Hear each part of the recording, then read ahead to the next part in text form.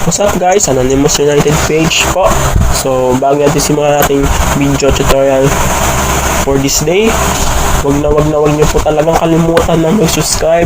Wag talagang kalimutan na mag-subscribe. Subscribe.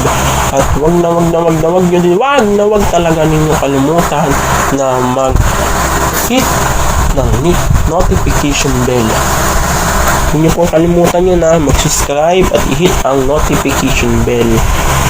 So, for this tutorial, ituturo ko po sa inyo ay kung paano mag-protect ng load or kung paano protektahan ang mga load.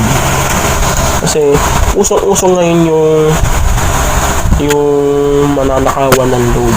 So, working po itong tutorial na ito para sa globe at TM.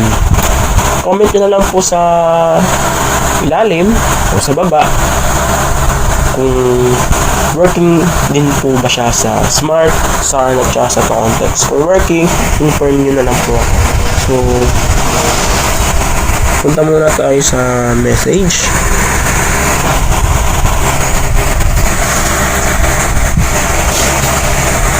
Lagay natin serve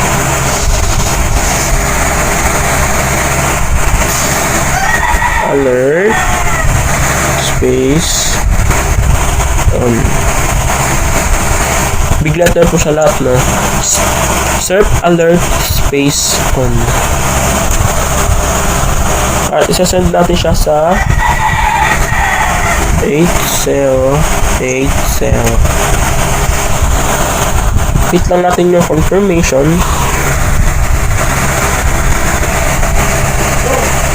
So, makakatulong to sa globe at sa TM para maprotektahan yung load natin.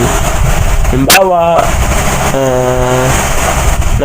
nagpa-load ka, tapos nakalimutan mo patayin yung o i-off yung data connection o mobile data, hindi siya mababawasan.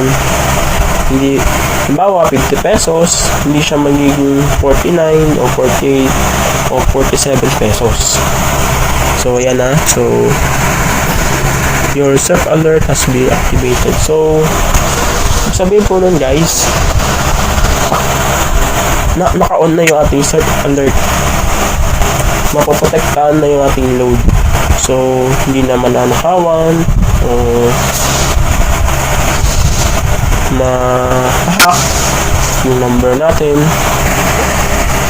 at kunin yung load.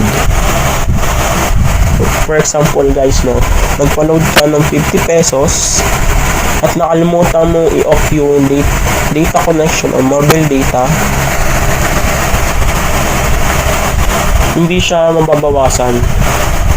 Yung 50 pesos na pinaload mo, hindi siya mababawasan kahit bukas yung mobile data. So, ulitin ko lang po guys, no, working po siya sa TM at globe.